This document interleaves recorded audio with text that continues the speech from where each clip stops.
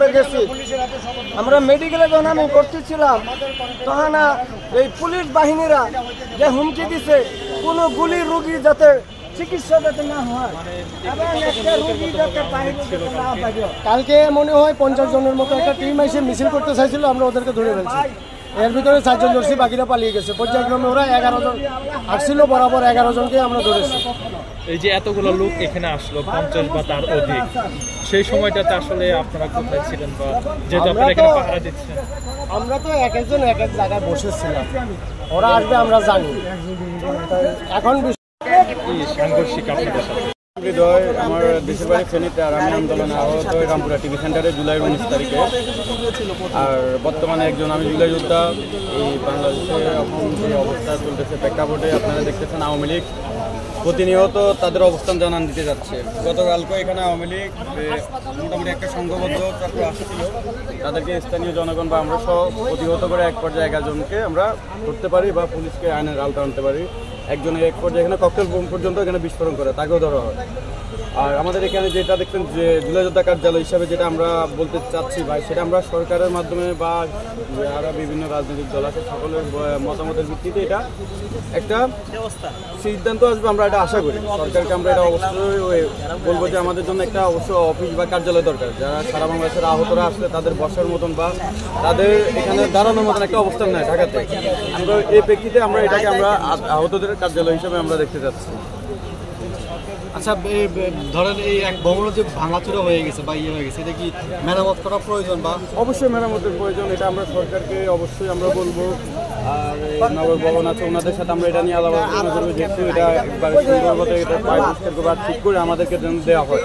সরকারের প্রতি আমরা এতটুকু আবেদন করি যে আমাদেরকে এটা দেওয়া হোক, জুলাই যোদ্ধাদেরকে দেওয়া হোক, আমাদের কাজে যেন আমরা এটা ব্যবহৃত করতে পারি বা সারা বাংলাদেশে যারা জুলাই যোদ্ধা আছে তারা এসে যেন এখানে একটুগুলো বসে আমাদের যে ঢাকার ভিতরে চিকিৎসা নিয়ে এখন বর্তমানে সমস্যা, এটা সবাই আপনারা জানেন, চিকিৎসা চলমান।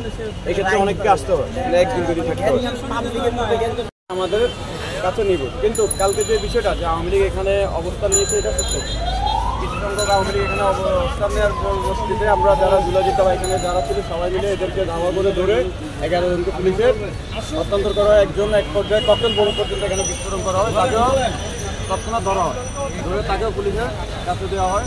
এবং কি এখানে আমরা এক কথায় সারা বাংলাদেশে যারা বেশিরভাগ যারা আওয়ামী লীগের দোষর যারা এখানে আসবে তাদের এটাই বোঝার দরকার, এখানে যারা আসবে হয়তোবা তারা কারাগারে থাকবে, নয়তোবা তাদের অঙ্গহানি হওয়া ছাড়া বিকল্প থাকবে না। এখানে বর্তমান নতুন বাংলাদেশে আওয়ামী লীগের জায়গা বাংলাদেশের মাটিতে আর হতে দেওয়া হবে না, বা এখানে এদেরকে পুনর্বাসন করা হবে। যে করতে আসবে তাকে আমরা প্রতিহত করবো। আর জুলাই যোদ্ধারা সর্বক্ষণ এখানকার স্থানীয় যারা আছে আমরা যতটুকু দেখতেছি সবাই আমাদের সাথে সর্বক্ষণ এখানে মিলেমিশে আসবে, বা তারা এরকম কার্যক্রম দেখলে দোকানদার থেকে একটা রিক্সাওয়ালা পর্যন্ত তাদেরকে প্রতিহত করবে।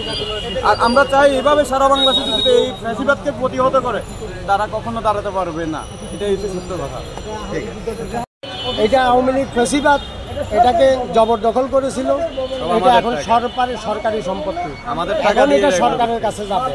আর সরকারের সাথে আমরা কথা বলে দেখবো, যদি আমাদেরকে অফিস করতে দেয় আমরা করবো, না হলে এটা সরকার নিয়ে যাবে। তো অফিস করার আগে আপনারা মানে জুলাই যোদ্ধাদের কার্যালয় এটা কেন লিখছেন? জুলাই যোদ্ধাদের কার্যালয় এখন যে জিনিসটা নিচে তারা নিয়ে গেছে, জুলাই যোদ্ধারা কার্যালয় করবে, এটা সম্ভাব্য। এখন যদি সরকার যদি চায় তো আমরা এখানে কার্যালয় করবো, না হলে ছেলে দিয়ে চলে যাবো। এক্ষেত্রে এই পরিত্যক্ত ভবনটি এখন বিভিন্ন অপরাধ অপকর্মের অভয়ারণ্যে পরিণত হয়েছে, বিশেষ করে মাদক সেবন থেকে শুরু করে নারী কেলেঙ্কারি, এই বিষয়গুলো ঘটনা ঘটছে। এই বিষয়গুলো আপনারা তদারকি করেন কিনা? এটা এই মুহূর্ত থেকে আর হচ্ছে না, এটা হয়েছে, আমরাও দেখেছি, আপনারা মিডিয়ারাই আমাদেরকে দেখাইছে। এটা দেখানোর কারণে আমাদের কাছে খুব খারাপ লাগছে যে একটা সরকারি সম্পত্তির মধ্যে এইভাবে অবহেলা করবে। এখনো মানুষ আওয়ামী লীগকে ভয় পায়,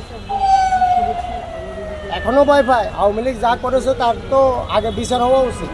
বিচারের আগ পর্যন্ত এটা আমাদের কাছেই থাকবে এবং সরকার চালিয়ে নিয়ে যাবে। বিচারের পরে যদি আওয়ামী লীগ উল্লেখযোগ্য ওদের কাগজপত্র দেখাতে পারে, ভালো কথা, ওদের সম্পত্তি ওরা নিয়ে যাবে, যদি ওদের সম্পত্তি হয়ে থাকে। এখনো পর্যন্ত আপনাদের জানা মতে এই সম্পত্তি রাষ্ট্রের?